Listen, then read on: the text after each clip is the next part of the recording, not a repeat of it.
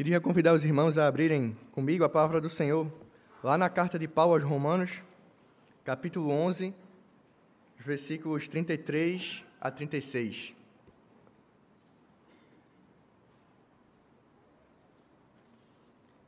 Carta de Paulo aos Romanos, capítulo 11, versículos 33 a 36.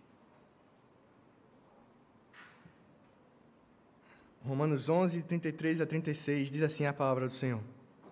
Ó profundidade da riqueza, tanto da sabedoria como do conhecimento de Deus! Quão insondáveis são os seus juízos e quão inescrutáveis os seus caminhos! Quem, pois, conheceu a mente do Senhor?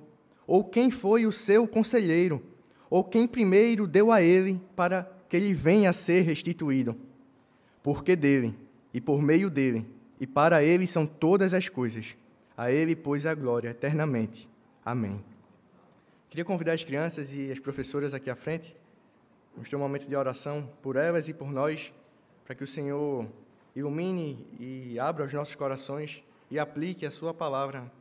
Cada um de nós que ficaremos aqui, para as crianças que também irão lá para trás com suas professoras. Vamos fechar nossos olhos, vamos orar ao Senhor. Senhor Deus e Pai, nós te agradecemos porque Tu és grande, Deus, porque o Senhor nos ama e porque diante da Tua palavra, Pai, nós devemos nos maravilhar diante de tudo aquilo que o Senhor tem feito por nós, aquilo que o Senhor fez por nós. Que o Senhor possa abençoar a vida de cada pequenino desse, para que a palavra pregada aos seus corações encontre morada, que eles cresçam em Teus caminhos e que nenhum deles, Pai, venha a se desviar dos Teus caminhos. Que o Senhor os preserve-os a crescerem na fé, aprenderem mais do Senhor e serem luz para essa nação.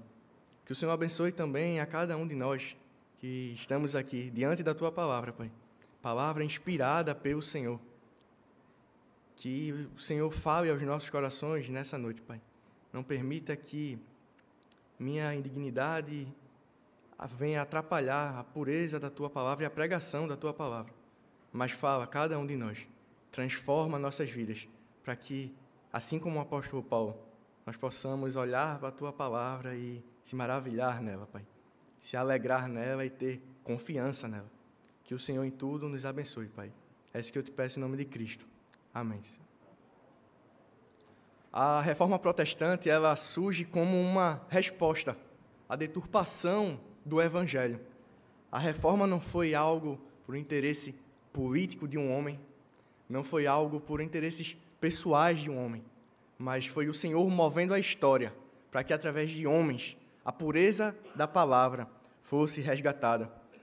Porque a igreja, naquele contexto, ela havia se distanciado de um dos principais fundamentos, de uma das principais verdades bíblicas, de que o homem ele é justificado o homem é justificado e pela fé ele recebe a salvação no Senhor. Porque a salvação, naquele contexto ali, ela era por obras. E é até entendível para eles e para nós hoje, pensar que como nós, pecadores, somos salvos sem obras, sem nada que tenha em nós, nada que a gente precise fazer para obter essa salvação. E, aproveitando-se desse pensamento meritório que a sociedade, em toda a sua época, em todos os seus contextos, ela tem, a igreja abusou disso, vendendo salvação, vendendo indulgências e enganando pessoas que não tinham acesso às Escrituras e atribuíam obras aos homens. Mediante as obras, eles receberiam a salvação, a compra de uma indulgência, algo que a igreja ordenava o povo ali a fazer. E eles eram guiados, eram distanciados da verdade que foi pregada no domingo passado. Somente a fé, salvação pela fé, sem obras.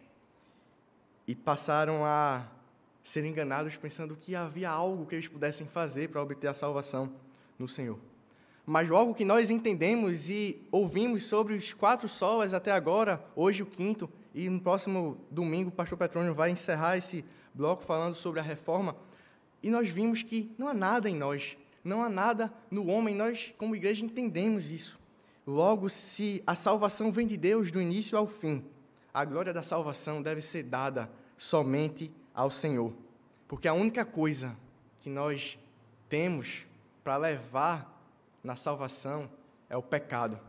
A única coisa que a gente pode levar diante do Senhor é o pecado que nós temos. Então, nós não temos do que nos gloriarmos quando estamos falando de salvação. E os reformadores, eles combateram esses ensinamentos, ao qual a igreja buscava atribuir alguma responsabilidade ao homem na salvação, seja a intercessão dos santos, seja a intercessão de Maria, ou a própria intercessão, ou algo que o homem faz, como as obras que eram entendidas ali. E diante disso, se faz necessário reconhecer que somente o Senhor, Ele é o autor da nossa salvação. E diante disso, atribuir a Ele todo o mérito. Porque o sol lhe deu glória, o somente a Deus glória, Ele é o resultado. Ele é o sol onde todos os outros apontam. Somente a Escritura, somente a palavra de Deus é a nossa única regra de fé e prática. Somente a graça. Porque somente mediante a graça do Senhor, não há nada em nós. Mediante a graça nós temos a salvação. Somente Cristo, porque não há nenhum outro homem ao qual importa que nós sejamos salvos, que tem o poder de nos salvar. Somente a fé, porque essa fé é sem obras. E todos esses solas, eles vão encaminhar a gente para somente glória a Deus, porque entendemos que não há nada em nós. Não há nada que a gente possa oferecer diante do Senhor que nos garanta a salvação, que nos deu direito da salvação. Mas antes mesmo da reforma, Paulo ele já tem um entendimento de que toda a glória ela deve ser dada ao Senhor. Toda a glória referente à salvação do homem deve ser dada somente a Deus. E é isso que nós vemos nessa porção, essa pequena porção da palavra do Senhor que nós vemos. A igreja em Roma, provavelmente, ela foi fundada por cristãos que estavam ali no dia de Pentecostes. E Paulo tem o propósito, ao escrever essa carta, um dos seus propósitos é apresentar o evangelho àquela nova igreja. Explicar como o evangelho na pessoa de Cristo, ele corrige a divisão entre os gentios e os judeus. Mostrar como o evangelho ele coloca gentios e judeus no mesmo patamar. Pecadores que carecem da glória do Senhor. Calvino, comentando sobre a carta aos Romanos, ele afirma que, quando se obtém um conhecimento dessa epístola, abre-se a porta para todos os tesouros mais escondidos da Escritura. E Paulo, aqui nesse texto que nós acabamos de ler, nós estamos no ápice da carta aos Romanos. Paulo expressa uma doxologia, ou seja, uma adoração, um cântico de louvor ao Senhor, diante de tudo aquilo que ele expôs nos capítulos anteriores. Nessa carta, Paulo ele fala sobre doutrinas fundamentais da Escritura. Paulo não está falando aqui de doutrinas que foram criadas na Reforma, mas Paulo está falando de doutrinas da palavra do Senhor, de ensinamentos bíblicos do Senhor. E no capítulo 1 a 3, Paulo vai falar da depravação do homem, mostrar que nós não somos nada, mostrar que não temos mérito algum diante do Senhor. No capítulo 4 a 5, Paulo vai falar da justificação pela fé, que é somente pela fé, sem obras. Ele vai falar também, no capítulo 8, sobre a preservação dos santos, de que nada pode nos separar do amor de Deus. Do 9 ao 11, Paulo vai falar sobre eleição, que o Senhor escolhe um povo para si, sem mérito algum neles, sem nada que o Senhor pudesse olhar para nós e não, esse aqui sim, esse aqui é bonzinho. Não, esse aqui não merece ser eleito não. E Paulo vai explicar que a eleição, ela não é por causa daquilo que nós somos, mas o Senhor escolheu um povo para si, sem que houvesse nada em nós para garantir isso diante do Senhor.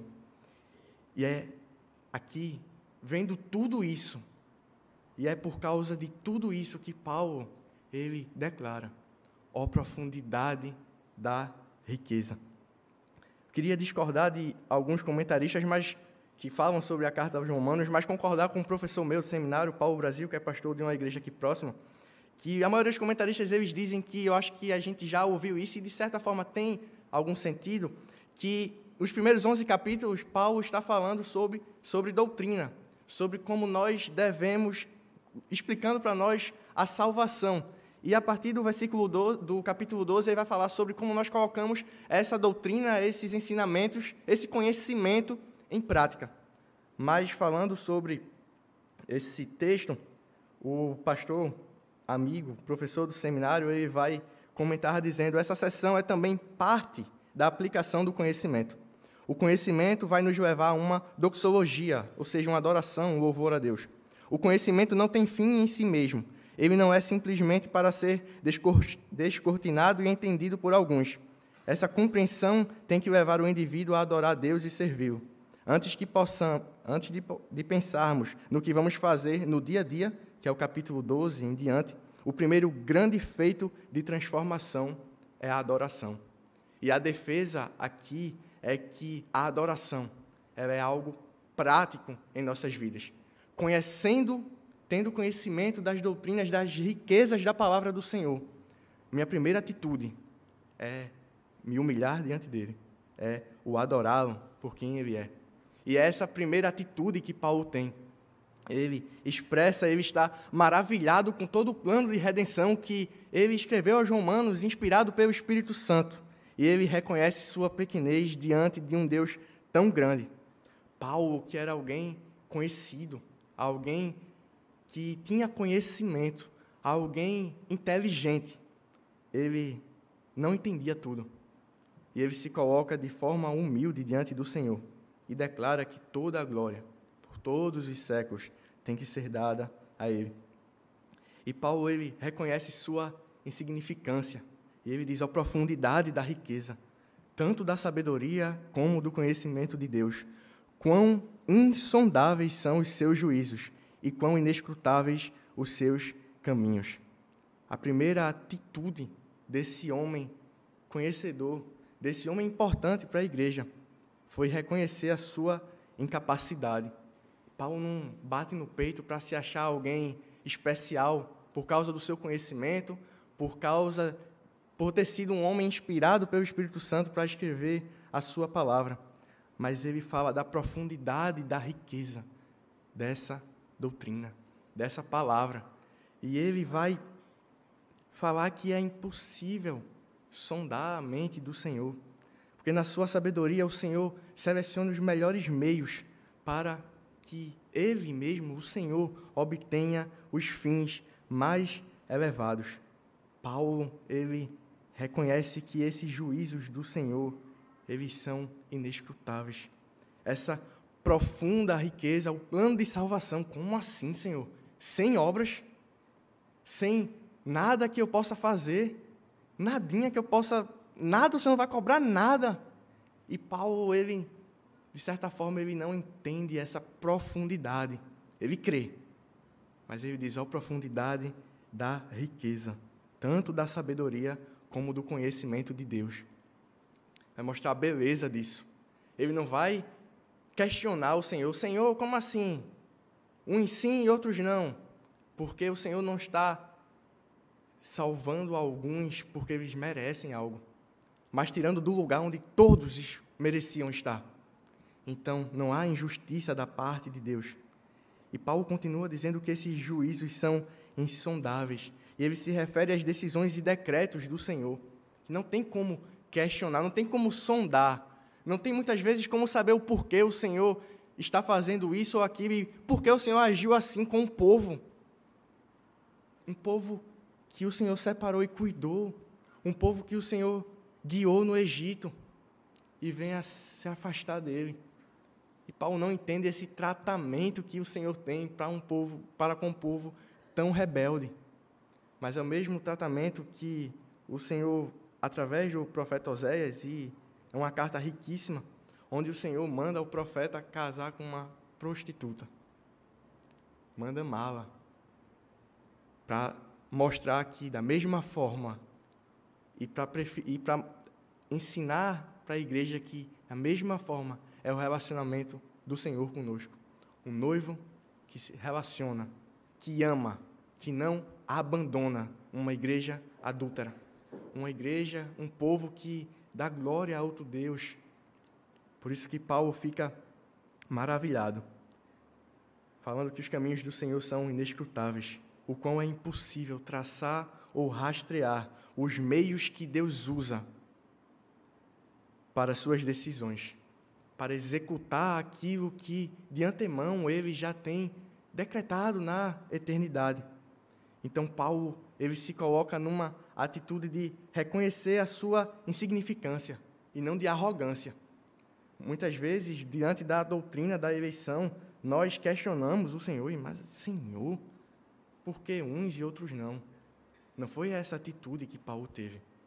Paulo reconhece que a palavra do Senhor é inspirada. Eu não tenho do que discutir, não tenho o que brigar aqui com o Senhor, mas ele se coloca numa postura humilde.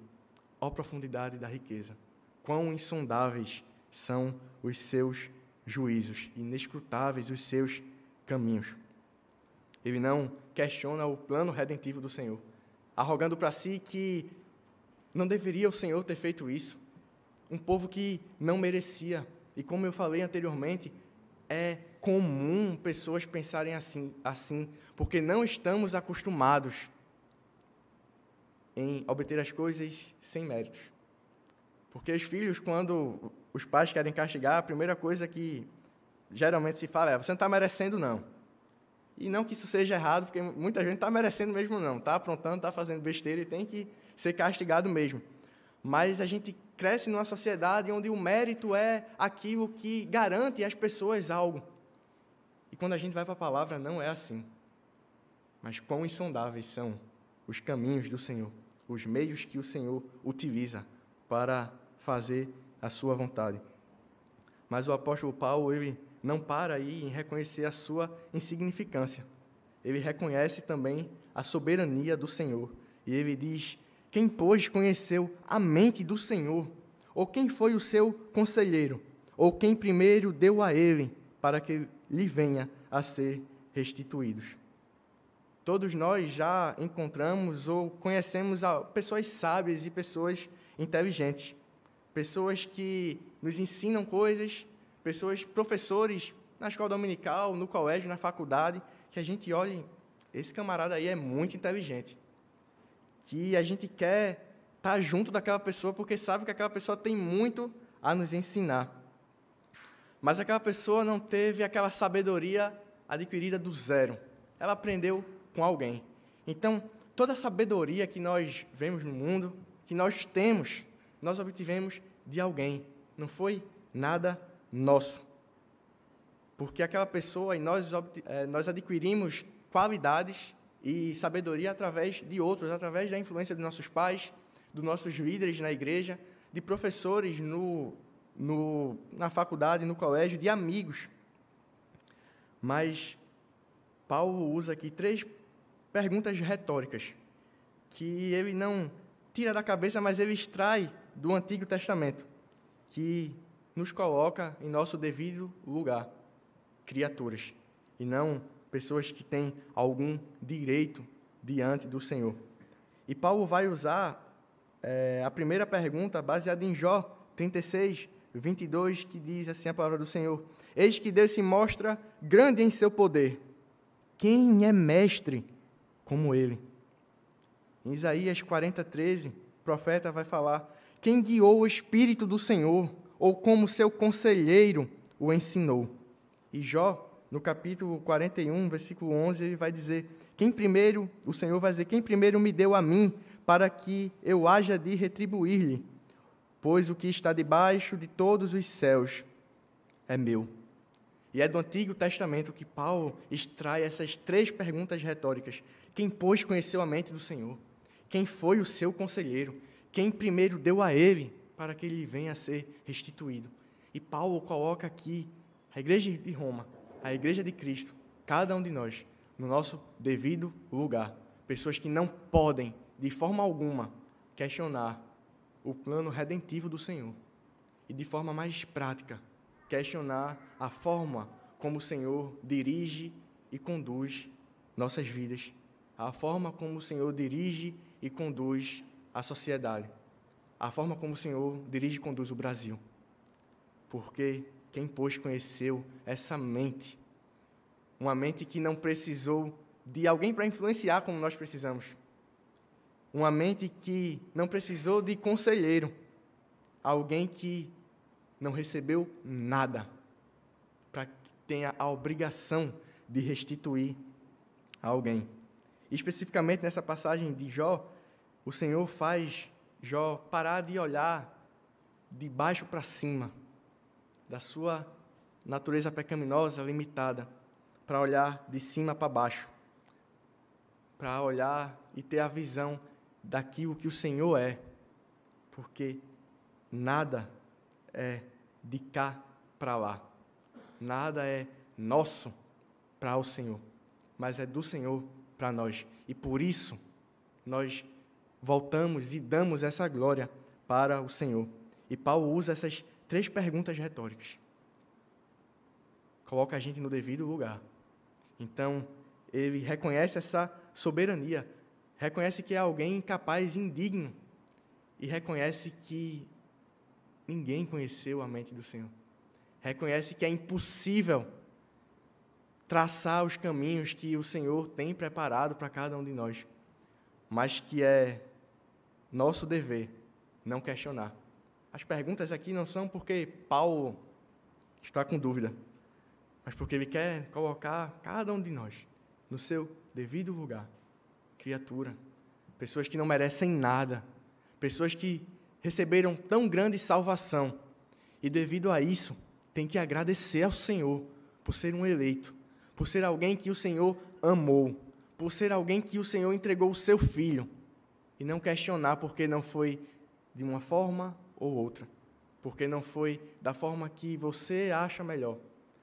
E Paulo se coloca assim, reconhecendo essa soberania do Senhor. Mas uma última atitude que o apóstolo Paulo tem diante dessa doutrina riquíssima, diante de tudo aquilo que ele expôs nos últimos 11 capítulos, ele reconhece que o Senhor é o centro de tudo. E Paulo vai terminar essa pequena parte do texto dizendo: porque dele e por meio dele e para ele são todas as coisas. A ele, pois, a glória eternamente. Amém. A interpretação correta disso é que Deus é a fonte da nossa salvação. E por meio da graça e poder do Senhor, a salvação ela se torna realidade em nossas vidas. Por isso que a glória deve ser toda dada a Ele. Somente a Escritura defendida pelos reformadores é que a salvação, diante de tão grande salvação, ninguém tem em que se gloriar ou dar glória a outra pessoa, à igreja, aos papas ali, naquele contexto, aos pastores. Hoje, a glória é somente ao Senhor. A glória da salvação é somente ao Senhor, porque tudo vem dEle, tudo é para Ele, e tudo deve voltar de nós para Ele. Ele é a fonte, Ele é aquele que realizou a nossa salvação. Em Colossenses 1, capítulo 16, Paulo vai falar àquela igreja dizendo: pois nele foram criadas todas as coisas, nos céus e sobre a terra, as visíveis e as invisíveis, sejam tronos, sejam soberanias, quer principados, quer potestades. Tudo foi criado por meio dele e para ele. Isso evidencia a nossa pequenez.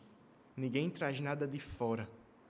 Nós não temos nada em nossas vidas que seja merecedor de glória. Não são líderes, não são amigos, não são pais. Não é ninguém, senão o Senhor. Não há adoração sem conhecimento da verdade. E por isso, Paulo ele se maravilha diante de todo o conhecimento, de toda a inspiração do Espírito Santo. E isso o leva a adorar o Senhor e reconhecer que dele, somente dele, para ele, por meio dele, são todas as coisas. Todo o conhecimento de Deus, toda a doutrina que Paulo expõe aqui na carta aos Romanos, não o torna alguém arrogante, alguém que bate no peito e diz: eu conheço sobre predestinação, sobre justificação pela fé, sem explicar isso para qualquer pessoa. Não. Isso leva, primeiramente, Paulo à adoração, a reconhecer que Cristo é o centro de tudo. E Paulo, ele expressa essa profundidade da riqueza. Paulo expressa que Deus é soberano porque ninguém conheceu a sua mente. Paulo expressa que o Senhor é o centro de tudo, porque ele tem conhecimento de Deus. E quanto mais conhecimento do Senhor, mais alegria. Quanto mais conhecimento do Senhor, mais a nossa alma repousa em segurança. Quanto mais conhecemos o Senhor, maior é a nossa alegria nessa vida. A primeira pergunta do Breve Catecismo de Westminster é um documento que é símbolo de fé, um dos símbolos de fé da nossa igreja. É uma pergunta que eu acredito que a maioria, se não todos, já conhecem, que a pergunta é: qual é o fim principal do homem? A resposta é que o fim principal do homem é glorificar a Deus e se alegrar nele eternamente. Porque o principal fim do conhecimento, como eu falei no começo, não é descortinar o entendimento para alguns. Não é para que nós conheçamos a Bíblia para poder discutir com outras pessoas, para poder ser reconhecido como alguém que conhece todas as doutrinas reformadas da Igreja Presbiteriana, para ser alguém que usa o conhecimento para humilhar outras pessoas. E no seminário, a gente tem uma turma com 16 pessoas, 17 mais ou menos, que tem uns de outros que estão fora do período, que fizeram metade do curso, estão chegando agora.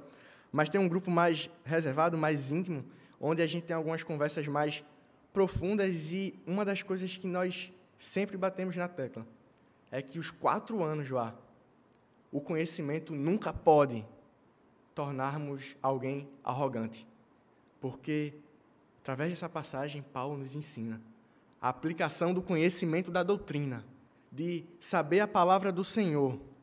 A primeira atitude que a gente vai ter em conhecer a palavra do Senhor é a adoração ao Senhor, não a nós, porque nós sabemos e o irmãozinho ali, novo na fé, não entende.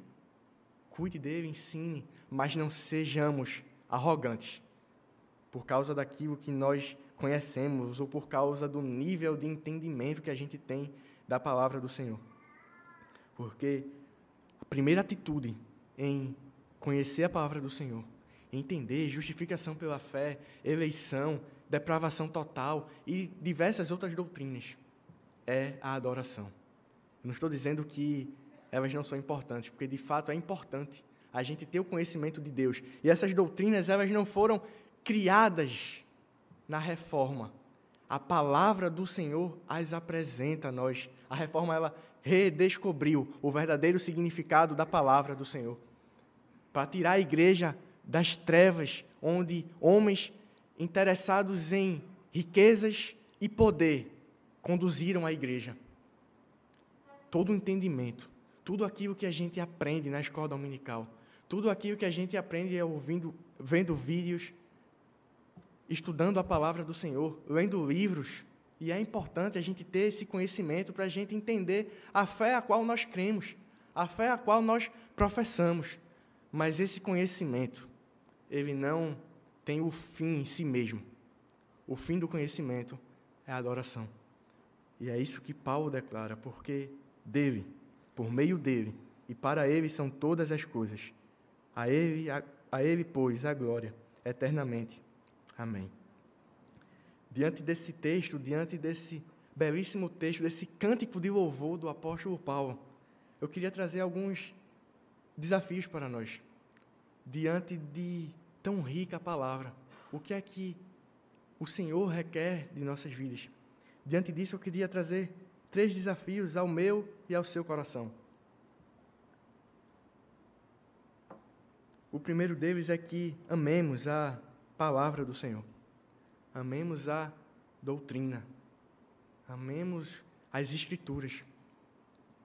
Porque não foi algo inventado por homens, mas algo que o Senhor revelou a nós.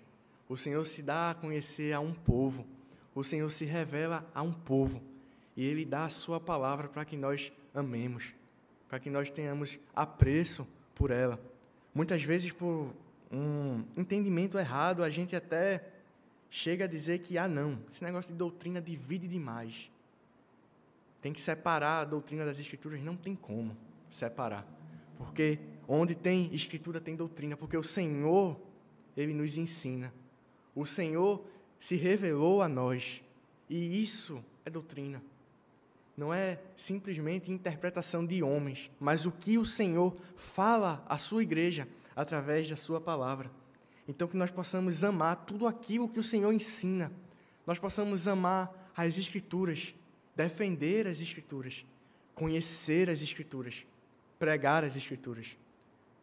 Porque todo o conhecimento que a gente adquire nos cultos, quando a passagem da palavra é aberta e explicada, todo o conhecimento que a gente adquire nas escolas dominicais, nos congressos, nas leituras, nos livros que nós fazemos, deve levar-nos à adoração. Porque quanto mais conhecermos do Senhor, mais nós vamos saber que não somos nada e que devemos dar glória somente a Ele. Mais devemos amar a Sua palavra e ter apreço por ela. Então, dentro desse desafio de amar a palavra do Senhor, se você tem estado distante das devocionais, distante do momento de comunhão com o Senhor através da sua palavra, se você não tem se alegrado na salvação, podemos fazer a mesma oração de Davi: restitui-me a alegria da tua salvação. Porque o conhecimento, ele tem que levar a gente ao quebrantamento, de nos curvarmos diante da palavra do Senhor. Entendermos a importância da palavra do Senhor para a vida da igreja e para nossas vidas. E esse amor vai gerar uma prioridade, onde a gente coloca um alarme para tocar, coloca um lembrete, separa um tempo, onde a gente faz de tudo para não passar o dia sem se debruçar no conhecimento da palavra do Senhor. A vida é corrida, sim, muitos são os compromissos. Mas se nós de fato amamos o Senhor, esse amor vai nos levar às Escrituras e vai fazer com que a gente dê prioridade. Conhecer mais do Senhor dia após dia. Conhecer a profundidade da riqueza do conhecimento de Deus, como expressou o apóstolo Paulo. O segundo desafio que eu queria trazer aos nossos corações essa noite é que nós confiemos na sabedoria, na soberania do Senhor. Ninguém conheceu a mente do Senhor. Ninguém foi o seu conselheiro. Ninguém deu nada a Ele para cobrar dele alguma coisa. Confie na soberania do Senhor, tanto para a salvação. Não questione os planos do Senhor, a forma como o Senhor fez. Porque nós somos infectados por uma sociedade baseada no mérito. E o Senhor chega então para nós com a salvação que não tem mérito nosso, que nós recebemos sem dar nada. E isso pode ser difícil para você entender. Mas veja o que o apóstolo Paulo disse: quem, pois, conheceu a mente do Senhor? Quem foi o seu conselheiro? Então, não pense que você é alguém mais inteligente que o Senhor.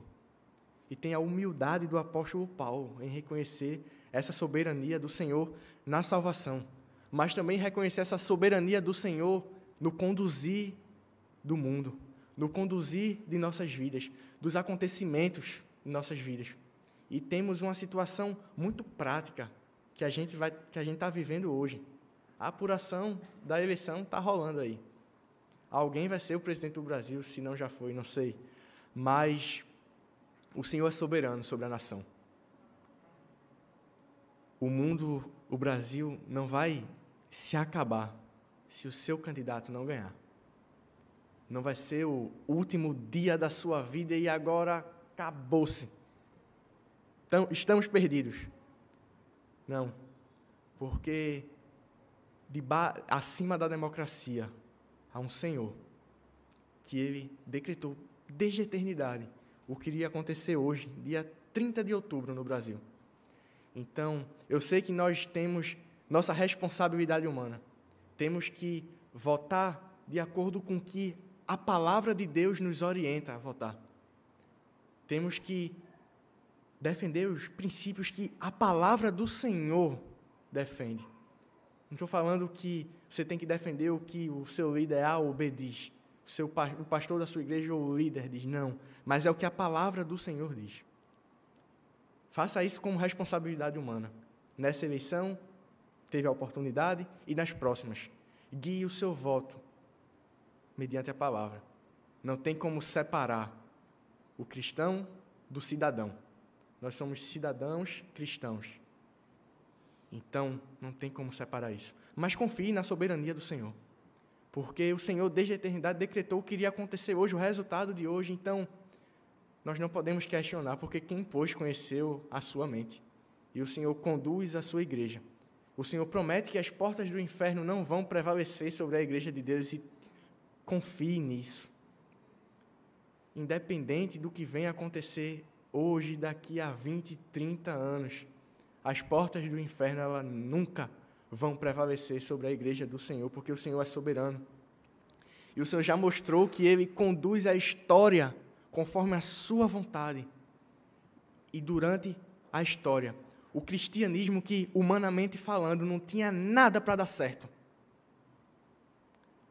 Outras religiões tinham se levantado ali.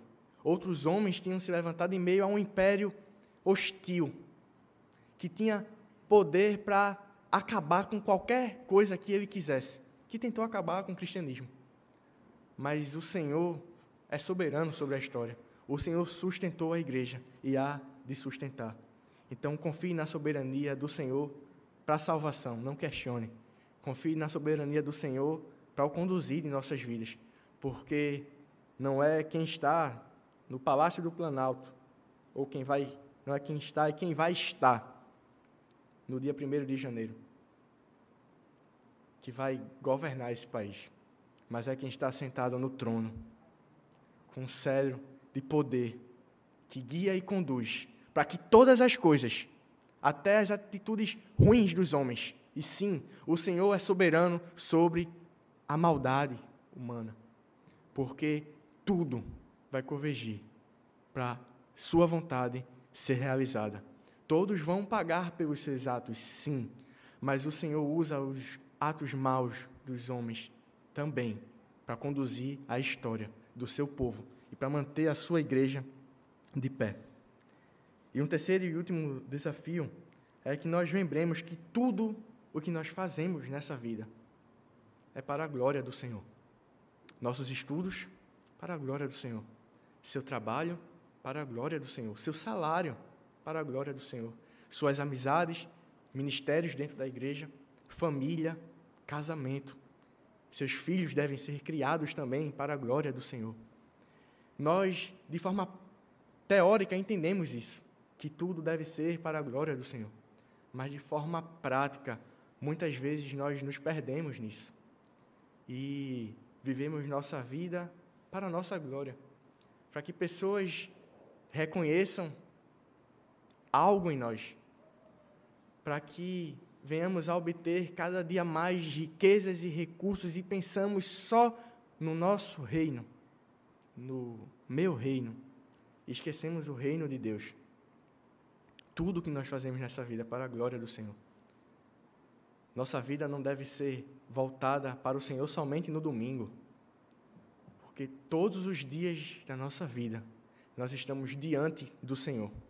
O domingo é só uma pequena parcela de tudo aquilo que a nossa vida deve representar aí fora. Do evangelho que a gente prega aí fora. De quando pessoas vierem elogiar nossas conquistas, aquilo que nós fazemos, aquilo que nós temos, a gente reconhecer que a glória é do Senhor, porque nós não merecemos nada. Não é nosso diploma na faculdade, não é o cargo, não é nada que a gente venha ter aqui nessa vida, porque nada é nosso. Tudo deve ser dado para o Senhor, porque dele, por meio dele e para ele, são todas as coisas. Então, aquilo que o Senhor usa para nos abençoar, isso deve mover-nos ao adorar, porque entendemos que não é por causa daquilo que nós somos, mas porque o Senhor age com misericórdia em nossas vidas. O coração da reforma foi que venhamos a dar a Deus toda a glória. Não é sobre nós, sobre nossos planos, sobre nossas ambições, é sobre o Senhor, sobre o que Ele fez por nós, sobre o que Ele está fazendo por nós, sobre o que Ele fará por nós. Ao Senhor toda a glória de tudo aquilo que nós fazemos em nossa vida. Por isso, somente a Escritura. Por isso, somente a graça. Por isso, somente Cristo. Por isso, somente a Deus toda a glória. Por isso, somente a fé. Não é algo da cabeça dos reformadores. Não é algo da cabeça da Igreja Presbiteriana do Brasil. Mas é o que a palavra de Deus nos ensina. E diante da palavra do Senhor, que seja esse o lema da nossa vida. Que o sol lhe deu glória, o coração ali da reforma protestante, seja vivo em nossas vidas. Para que todos os dias a gente possa levantar da cama e saber que a Deus toda a glória. A Deus a gratidão por tudo o que acontece em nossas vidas. A Deus o mérito por todos os feitos que Ele opera através de nós. A Deus a glória da salvação, por causa de quem Ele é. Porque nós não temos nada além do pecado para colocar diante de Deus.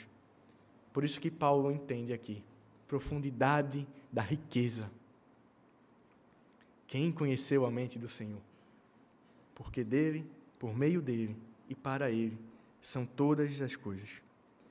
Queria convidar o grupo de louvor para que juntos possamos cantar essa pequena passagem que nós meditamos nessa noite. Queria convidar o grupo de louvor e o pastor Petrônio aqui, também à frente. Depois do cântico, o pastor vai orar e impletar a bênção. E que nós possamos viver aquilo que nós aprendemos nessa noite. Que nós já lemos isso na palavra. A palavra foi pregada. E agora que nós possamos cantar com tudo aquilo que há em nós, com toda a força e com todo o entendimento de que a glória deve ser dada somente ao Senhor. Nós possamos fazer isso para a glória do Pai. Amém.